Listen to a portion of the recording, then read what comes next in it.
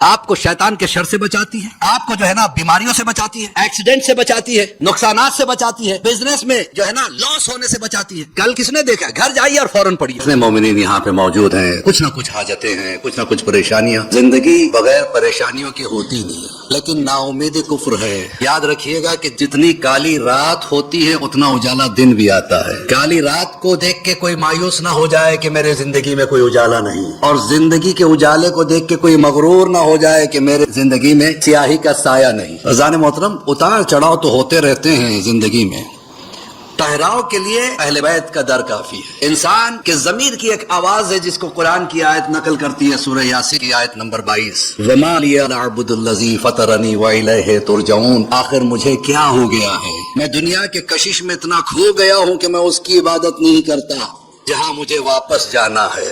واپس اسی کے لیے کہا جاتا ہے جو آتا ہے۔ تو پتا چلا ہم دنیا کے ہے ہی نہیں، آئے تھے چلے جائیں گے۔ کیا چھوڑ کے جائیں گے یہ موضوع گفتگو نہیں ہے، کیا لے کے جائیں گے یہ موضوع گفتگو ہے۔ چھوڑ کے تو سب کچھ جانا ہے، دنیا چھوڑ کے جانا ہے، رشتہ داریاں چھوڑ کے جانی ہے، دولت چھوڑ کے جانا ہے، ثروت چھوڑ کے جانا ہے۔ لے کے کیا جاتا ہے انسان؟ اہل بیت اطہار کی محبت اور ہمارے اعمال۔ آپ نہیں جانتے کہ مجلسوں میں آپ کا آنا اس کی کتنی بڑی قیمت ہے۔ حضرت امام فرماتے ہیں کہ اگر کسی کو پتا چل جائے کہ مجلس میں آنے کی برکت کیا ہے، مجلس میں آنے کا ثواب کیا ہے، تو اشتیاق کے مجلس میں مر جائے، اشتیاق کے مجلس میں مر جائے، اتنا زیادہ ثواب ہے۔ تو یاد رکھیے گا عزیزان محترم، گھر جا کے 2 رکعت نماز شکرانہ ادا کیجیے کہ مولا آپ نے مجھے اس لائق سمجھا، آپ نہ بلاتے تو ہم نہ آ پاتے۔ یہ تقدیر میں لکھا کے آنا پڑتا ہے یہاں آنا، اور ماشاءاللہ آپ بھرپور تعداد میں آ رہے ہیں، اور میں یہ بھی دیکھ رہا ہوں کہ وقت پہ آ رہے ہیں۔ I really appreciate this effort، کیونکہ جہاں انسان میں دیکھیے ہم سے اچھا اللہ کسی کو نہیں ملا، کیا عرض کر رہا ہوں میں، ہم سے بہترین خدا کسی کو نہیں ملا، ورنہ لوگوں کو تو ایسے بھی خدا ملے ہیں جو عرش کرسی پہ بیٹھتا بھی ہے، ایک پیر مشرق میں ہے، ایک پیر مغرب میں ہے، اس کے بعد جب گنہگاروں کو دوزخ میں ڈال دیتا ہے۔ یہ ہمارے خدا کی بات نہیں ہو رہی ہے، تو دوزخ سے پوچھتا ہے پیٹ بھرا؟ وہ کہتا ہے نا ابھی بہت بھوک لگی ہے، تو نعوذ باللہ یہ اپنا پیر اس میں ڈال دیتا ہے۔ اب بھرا تو دوزخ ڈکار کے کہتا ہے ہاں اب مزہ آیا۔ عقیدے خراب ہیں تو اللہ کو کہاں پہنچا دیا۔ شکر کیجئے کہ ہم سے اچھا خدا کسی کو نہیں ملا، ہم سے اچھا نبی کسی کو نہیں ملا۔ لوگوں کو رنگیلا نبی ملا ہے، اور ہمیں جو نبی ملا وہ الگ ہی ہے۔ ہمیں معصوم ملا جس سے خطا کا امکان نہ ہو، اور ہم سے اچھا ولی کسی کو نہیں ملا، اور اسی کے شکرانے کا نام مجلس حسین ہے۔ ہم نے جو کچھ پایا اسی دروازے سے پایا، لہذا ہمیں سب سے زیادہ آرگنائز ہونا چاہیے۔ اگر ہم آرگنائز نہیں ہیں تو بات ہمارے خدا تک جاتی ہے، ہمارے دین تک جاتی ہے، ہمارے نبی تک جاتی ہے، ہمارے ولیوں تک جاتی ہے۔ آرگنائز کا مطلب کیا ہے؟ ہماری ذات سے کسی کو تکلیف نہ ہو، ہمارے وجود سے کسی کو تکلیف نہ ہو، ہماری بات چیت سے کسی کو تکلیف نہ ہو۔ دیکھیے مذہب اسلام میں عبادت صرف نماز پڑھ لینا نہیں ہے، کیا عرض کر رہا ہوں میں، مذہب اسلام میں عبادت صرف حج کر لینا نہیں ہے، مذہب اسلام میں عبادت صرف روزہ رکھ لینا نہیں ہے۔ آپ کے کسی عمل سے اگر اللہ راضی ہو جائے وہ عبادت ہے۔ بچے کی طرف دیکھا، اپنے بیٹے کو سینے سے لگایا، یہ عبادت ہے۔ پڑوسیوں کا حق ادا کیا، یہ عبادت ہے۔ وہ عبادت بیکار ہے کہ ساری رات نماز پڑھتے رہے اور پڑوسی آپ سے پریشان رہے۔ یہ ہے اسلام۔ اسلام چاہتا ہے کہ مسلمان کائنات کا بہترین انسان بن کے دکھائے۔ اسلام انسان کو انسان بنانے کے لیے آیا ہے۔ دیکھیے بہت مشکل ہے انسان کا انسان بننا، بھگوان بننا آسان ہے۔ 2-4 چمتکار بتا دیجئے، بھگوان بن گیا۔ فرشتہ بننا بھی آسان ہے، ہاتھ میں تسبیح لے لیجئے۔ میں طریقہ بتا رہا ہوں۔ ایک تسبیح وہ ہوتی ہے جو چھپا کے پڑھی جاتی ہے، ایک تسبیح وہ ہوتی ہے جو کبھی اکیلے میں نہیں پڑھی جاتی، جہاں باہر نکلے۔ اللہ نیتوں پہ ثواب دیتا ہے، اللہ کوانٹٹی نہیں دیکھتا، کوالٹی دیکھتا ہے۔ عزیزان محترم، آپ نہیں جانتے، قسم خدا کی ہم نہیں جانتے مجلس حسین کا کتنا ثواب ہے، کتنا ثواب ہے۔ ایک عجیب و غریب روایت میری نگاہ سے گزری، میں کانپ کے رہ گیا۔ ہم واقعی اس لائق نہیں ہے کہ اس بزم میں بیٹھ سکے۔ یہ تو زہرا کی کرامت ہے، یہ کریم شہزادی کی کرامت ہے۔ ہم جیسے گنہگاروں کو بلا لیا تاکہ گناہ دھل جائے۔ عجیب و غریب روایت۔ داؤد رقی کا نام سنا ہوگا، امام جعفر صادق علیہ الصلوۃ والسلام کے چاہنے والے تھے، اور امام کے دروازے پہ آ کے علم سیکھتے تھے۔ علماء کی بزم میں علم سیکھنے جانا بھی بہت بڑی عبادت ہے۔ یہ نہیں کہ علماء کے پاس یہ دیکھنے جائیں کہ اس میں کیا کمی ہے۔ بقول صادق حسن صاحب، ان کا ایک جملہ مجھے بڑا اچھا لگا. مجلس میں دو طرح کے آدمی آتے ہیں، ایک وہ جو واقعی علم سیکھنے کے لیے آتا ہے، ایک وہ جو ہنٹر ہے، شکاری. کہاں غلطی پکڑیں؟ بھائی غلطی تو سب سے ہوتی ہے، کوئی معصوم تو ہے نہیں. نیتوں کو صاف رکھے، عقیدہ ضروری ہے، عقیدہ ضروری ہے. داؤد رقی نے مولا سے پوچھا، سرکار کوئی ایسی عبادت بتا دیجئے، زندگی چھوٹی ہے، جتنی بھی عبادت ہم کرتے ہیں وہ ہمارے حساب سے ہم کرتے ہیں، ایسی عبادت بتائیے کہ عبادت چھوٹی لیکن ثواب بہت زیادہ. تو امام نے فرمایا، داؤد رقی اگر تمہیں مجلس امام حسین علیہ الصلوۃ والسلام میں جانے کا موقع مل جائے تو آنسو ضرور بہانا. ایک آنسو اگر مجلس حسین میں نکل جاتا ہے، امام فرماتے ہیں اللہ 1,00,000 ثواب اس کے نام اعمال میں لکھتا ہے. 1,00,000. ہم نے نماز پڑھی، ایک ثواب آیا. روزہ رکھا، ایک دن کا ثواب آیا. حج کیا، ایک حج کا ثواب آیا. لیکن امام کے غم میں آنسو بہائے، ایک آنسو نکلا، 1,00,000 نیکیاں نام اعمال میں لکھی جاتی ہے، 1,00,000 گناہ مٹا دیے جاتے ہیں. یہاں پہ چل کے داؤد رقی کہتے ہیں مولا اتنا ثواب. کبھی میں نے ختم بات کہاں کی؟ کیا محشر میں 1,00,000 غلام آزاد کرنے کا ثواب ہے. اللہ اکبر، 1,00,000 غلام آزاد کرنا. پھر کہا کہ محشر میں اللہ 1,00,000 درجے بلند کر دیتا ہے. زندگی ہمیں 60 سال ملتی ہے، 60 سال میں ہم ایک درجہ حاصل کرتے ہیں. یہ آنسو امام حسین ہے کہ 1,00,000 درجے بلند کر دیتا ہے. سچ بتائیے آپ کتنے خوش نصیب ہیں، کتنے خوش نصیب ہیں. لہذا زندگی میں کبھی کوئی بھی موقع ہو، کوئی بھی وقت ہو، رات کے 1 بجے مجلس مل جائے، صبح کے 4 بجے مل جائے یا شام میں ملے، کبھی بھی ملے، دوڑو اس کے لیے. زندگی چھوٹی ہے، موقع کم ہے. عزیزان محترم یاد رکھیے گا، آج کی ایک بات کو گرا باندھ کے رکھ لیجیے گا. ہم نے اپنا عقیدہ خود نہیں بنایا، نہیں پہنچے آپ حضرات. ہم نے اپنا عقیدہ خود فارمیٹ نہیں کیا ہے، خود نے نہیں بنایا ہے.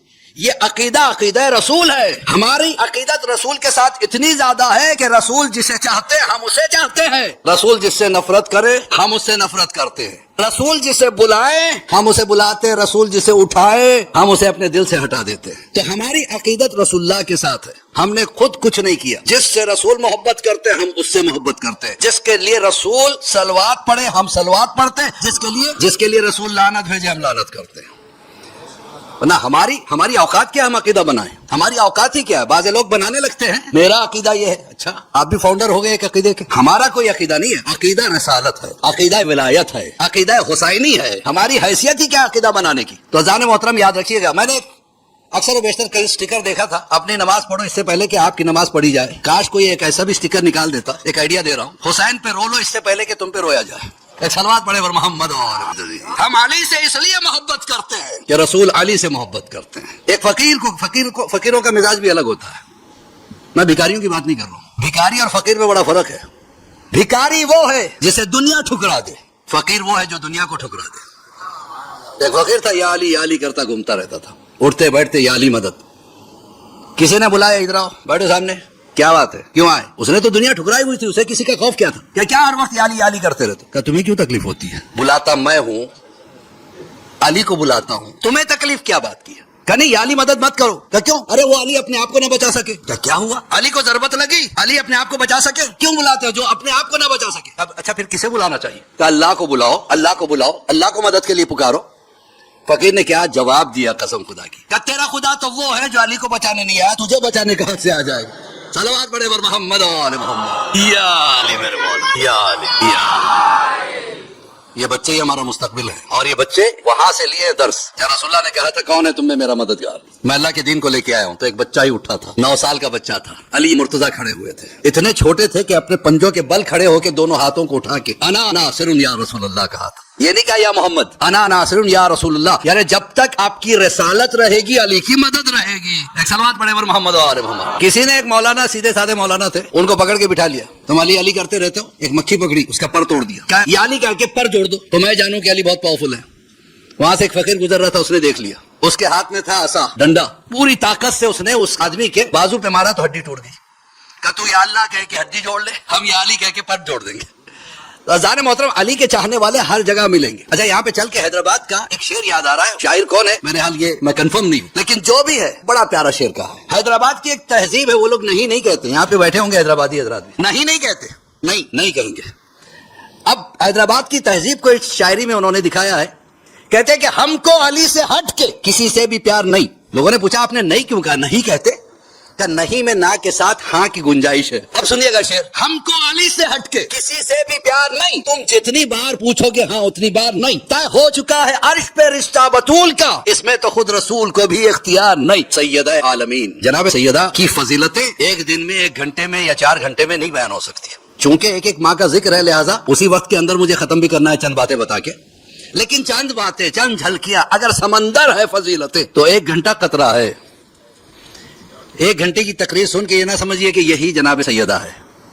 جناب سیدہ کی عظمتیں وہ ہے کہ جب جناب آدم کو خلق کیا اللہ نے اور جناب حوا کو خلق کیا تو جناب آدم نے حوا سے کہا ہم اللہ کی بڑی پیاری مخلوق ہیں. اللہ نے سب سے پہلے ہمیں خلق بھی کیا اور جنت بھی دی. اللہ نے فوراً جبرائیل کو بھیجا, جاؤ آدم کو بتا دو کہ یہ پہلے مخلوق نہیں ہے, کہ آدم آؤ ہم تمہیں جنت کی سیر کراتے ہیں. ایسے مقام پہ لے گئے جہاں نور ہی نور, نور ہی نور. جناب آدم کی آنکھیں چھنجانے لگی, کہا اور آگے بڑھو. جناب آدم کہتے ہیں میں نے دیکھا کہ ایک نور کے ٹیلے پر ایک نور کا تخت ہے, اس نور کے تخت پر ایک نورانی بی بی بیٹھی ہوئی ہے, اور اتنی نورانی ہے کہ ان کو دیکھنا تو بہت دور کی بات, ادھر کی طرف نگاہ اٹھانا بھی مشکل ہے. اللہ نے عصمت کو کیسے قائم رکھا, ادھر کی طرف نگاہ کرنا بھی مشکل ہے. لیکن ہاں ایک اندازے سے میں نے دیکھا کہ سر پہ تاج ہے نورانی, کانوں میں گوشوارے ہیں نورانی, گلے میں ہیکل ہے نورانی. کہا کہ جبرائیل یہ ہے کون؟ کہا یہ وہ اول مخلوق ہے. تم اپنے آپ کو اول مخلوق سمجھتے ہو آدم, یہ نہ ہوتی تو نہ یہ آسمان ہوتا, نہ یہ زمین ہوتی, نہ یہ افلاک ہوتے, نہ یہ جنت ہوتی, نہ تم ہوتے, نہ حوا ہوتی. کہ اللہ اکبر, اتنی عظیم شہزادی, یہ سر پہ تاج کیسا؟ کیا یہ ان کے شوہر نامدار علی ابن ابی طالب علیہ الصلوۃ والسلام.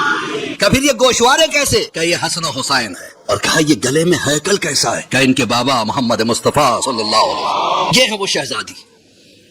اور امام فرماتے ہیں کہ جناب آدم کی خلقت سے کئی ہزار سال پہلے اللہ نے ہمارے 14 کے نور کو پیدا کیا, تو ان کے بارے میں تصور نہیں کر سکتے, ان کی فضیلتیں اتنی ہیں. آج ایک تحفہ میں آپ کو دے دوں. اکثر ائمہ طاہرین نے ہمیں بلاؤں سے بچانے کے لیے کچھ نمازیں بتائی ہیں. ایک نماز ہے نماز اول ماہ, اکثر بزرگ حضرات تو پڑھتے ہوں گے, میں یوتھ کے لیے بات کر رہا ہوں. نماز اول ماہ, پہلے اس کا کے بارے میں سن لیجیے. ایک بس آ رہی تھی کہیں سے, اس میں آگ لگ گئی. بس میں آگ لگنے کے بعد جتنے لوگ اس میں بیٹھے ہوئے تھے سب جل گئے اور مر گئے, سب ختم ہو گئے. ایسے میں ایک بوڑھا انسان without any scratch on the body he comes out, باہر نکلا. لوگوں کو حیرانی ہوئی, سب مر گئے, یہ کیسے بچ گیا؟ اسے پوچھا گیا تمہارے ساتھ حادثہ نہیں ہوا, تمہیں کوئی تکلیف نہیں ہوئی؟ نے کہا کیسے تکلیف ہوتی؟ میں نماز اول ماہ پڑھ کے آیا رہا ہوں. نماز اول ماہ آپ کو شیطان کے شر سے بچاتی ہے, آپ کو جو ہے نا بیماریوں سے بچاتی ہے, ایکسیڈنٹ سے بچاتی ہے, نقصانات سے بچاتی ہے, بزنس میں جو ہے نا لاس ہونے سے بچاتی ہے. 2 رکعت نماز ہے, نیت یہ کریں گے یعنی پہلی تاریخ سے, چاند کی پہلی تاریخ سے لے کے 7 تاریخ کے اندر اندر پڑھنے والی ہے. آپ کے پاس ٹائم ہے, کل کیا کس نے دیکھا, گھر جائیے اور فوراً پڑھیے. بہتر یہ ہے کہ جانے کے بعد غسل کرے, غسل لیتا ہوں میں نماز اول ماہ کے لیے, اچھے طریقے سے بالوں کو سکھانے کے بعد وضو کرے تاکہ مسا میں کوئی جو ہے نا کمی نہ ہو, مسا کرے. اس کے بعد جانماز پہ پہنچے, پہلے ہی کچھ پیسے اپنے حیثیت سے, وہ 5 روپیہ ہو, 10 روپیہ ہو, 100 روپیہ ہو, 50 روپیہ ہو, 500, 1000, جو آپ کی حیثیت ہے, جانماز کے نیچے رکھ دیں. کھڑے ہو کے نیت کرے کہ 2 رکعت نماز اول ماہ پڑھتا ہوں میں قربتاً اللہ, اللہ اکبر. 1 الحم 30 مرتبہ قل اللہ پہلی رکعت میں, دوسری رکعت میں 1 الحم اور 30 مرتبہ انا انزلناہ فی لیلۃ القدر. یہ خود سورہ جناب فاطمۃ الزہرا کی شان میں آیا تھا. لیلۃ القدر جناب فاطمہ کے القاب میں سے ایک ہے. کیا انداز ہے, انا انزلناہ فی لیلۃ القدر, ہم نے لیلۃ القدر میں نازل کیا. وما ادراک ما لیلۃ, تمہیں کیا خبر ہے کہ لیلۃ القدر کیا ہے؟ لیلۃ القدر جس سے محبت ہوتی ہے بار بار اس کا نام لیا جاتا ہے. پروردگار کو جناب سیدہ سے اتنی محبت کہ ایک سورے میں کئی مرتبہ اللہ اکبر. دوسری رکعت میں 1 الحم اور 30 مرتبہ انا انزلناہ کا سورہ پڑھے. 2 رکعت نماز صبح کی طرح ختم کرتے ہیں, اس کے بعد وہیں پہ بیٹھ کے اپنا پوزیشن چینج کیے بنا آپ صدقہ نکال دیں. وہ جو پیسے رکھے تھے نا اس کو ہاتھ میں لے, صدقہ نکالتا ہوں امام زمانہ کی صحت و سلامتی کے لیے, میرے اہل و عیال کی صحت و سلامتی کے لیے, علماء دین کی صحت و سلامتی کے لیے, مقامات مقدسہ کی صحت و سلامتی کے لیے, کشمیر کے مسلمانوں کی. آپ جتنے نام لے سکتے ہیں, جس کے نام لے سکتے ہیں, جو رشتہ دار کے نام لے, سب کو آپ صحت و سلامتی میں دے دیجئے اور وہ کسی مستحق کو دے دیجئے. 1 مہینہ آپ سیف ہیں, یہ انشورنس ہے, یہ انشورنس ہے 1 مہینے کا. ہر ماہ آپ کو یہ نماز پڑھنی ہے انشاءاللہ. ایک صلوات پڑھے بر محمد و آلہ. جناب ابراہیم ایک مرتبہ دعا کرتے, پروردگار میرے لیے ذرا آسمان کے دروازے کھول دے. میں تیری فضیلتوں کو دیکھنا چاہتا ہوں. کس کی فضیلتیں؟ اللہ کی فضیلتیں. کہا ابراہیم اگر برداشت کر سکتے ہو تو ٹھیک ہے. دروازے کھل گئے تو ابراہیم نے دیکھا دو نور ہیں، ایک مشرق میں چمک رہا ہے، ایک مغرب میں، اور ایک بیچ میں چمک رہا ہے. کہ پروردگار یہ کس کے نور ہیں؟ کہ یہ محمد عربی ہیں، یہ علی مرتضیٰ ہے. اور جو بیچ میں چمک رہا ہے وہ فاطمۃ الزہرا صلوات اللہ علیہ، اور جو آزو بازو چمک رہے ہیں وہ حسن حسین ہے. پھر کہا میں دیکھ رہا ہوں اس میں اور بھی انوار ہیں جو ان کے گرد گھوم رہے ہیں. کیا یہ وہ ائمہ طاہرین ہیں، یہ وہ امام ہیں جو قیامت تک موجود رہیں گے. کیا اس کے بعد ان کے پیچھے میں دیکھ رہا ہوں بہت سے چھوٹے چھوٹے نور ہیں جو ان کا صدقہ ہو رہے ہیں.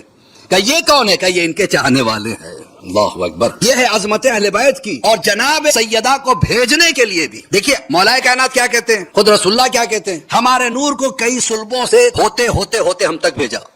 لیکن ہمارے امام فرماتے ہیں لیکن میری جدہ سیدہ الطاہرہ کا نور کسی صلب سے نہیں آیا. کتنا زیادہ اہتمام، کتنا زیادہ. کیا پھر کیسے آیا؟ کہ جب رسول معراج پہ تشریف لے گئے تھے، جنت کی سیر کر رہے تھے، اس وقت رسول اللہ نے خوشبو محسوس کی جو سارے جنت میں پھیلی ہوئی تھی. جبرائیل یہ کیسی خوشبو ہے؟ کہ ایک سیب کی خوشبو ہے، ایک ثمر کی خوشبو ہے، ایک پھل کی خوشبو ہے جو ایک پیڑ پہ تنہا ہے، اکیلا ہے. کہ ایک سیب سے اتنی خوشبو کہ اسی سیب کی وجہ سے یہ جنت بھی ہے. کہا کیا میں اس کا دیدار کر سکتا ہوں؟ کہا چلو. جب گئے اس پھل کو دیکھا، رسول اللہ فرماتے ہیں میرا دل کھنچنے لگا. میں نے چاہا، دل میں چاہا کہ وہ پھل مجھے مل جائے. ادھر چاہا وہ درخت جھکتا چلا گیا. جبرائیل نے کہا آگے بڑھو اور اس پھل کو لے لو. رسول اللہ نے اس کو توڑ لیا. کہا اب آپ اس کو تناول کیجئے. رسول اللہ کہتے ہیں اتنی خوشبو کہ میں زندگی بھر اس خوشبو کو بھول نہیں سکا. کہتے معراج کی دو باتیں مجھے سدا یاد رہی، ایک اللہ کے بات کرنے کا لہجہ، ایک وہ پھل کی خوشبو اور اس کا ذائقہ. اب جو بھائی ہمارے کہتے ہیں معراج خواب میں ہوئی تھی، بھائی آپ خواب میں کبھی کھاتے ہو؟ ذائقہ یاد رہتا ہے؟ خوشبو یاد رہتی ہے؟ کبھی نہیں. تو اذان محترم رسول اللہ فرماتے ہیں اور جب میں نے وہ پھل تناول کیا، ایک سال کے اندر پھر میں نے مکہ میں وہی خوشبو کو محسوس کیا. میں نے کہا یہ خوشبو کہاں سے آ رہی ہے جو معراج کی یاد دلا رہی ہے؟ میں خوشبو کی طرف چلا تو میں سیدھے خانہ خدیجہ میں آ گیا. میں نے کہا خدیجہ یہ خوشبو کیسی؟ تو خدیجہ کی گودی میں ایک چاند جیسی بیٹی تھی، اس کے دہن سے نکلتی تھی. جناب رسول اللہ فرماتے جب مجھے معراج کو یاد کرنا ہوتا تو ایک طرف فاطمہ کو بٹھاتا، ایک طرف علی کو بٹھاتا. علی سے بات کرتا تو لہجہ یاد آ جاتا، فاطمہ کو چومتا تو پھل کا ذائقہ مل جاتا.